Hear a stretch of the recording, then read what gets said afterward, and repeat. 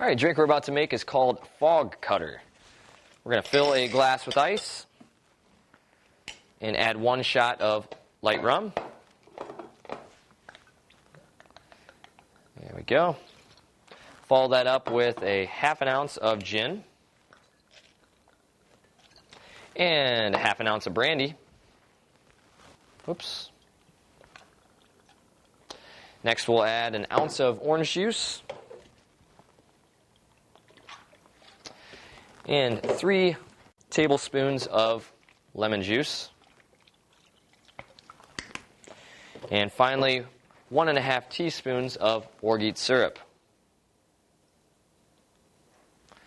Okay, and let's shake all those ingredients. Get everything mixed together. That should do it.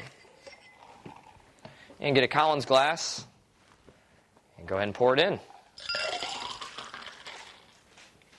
Add a straw and bottoms up.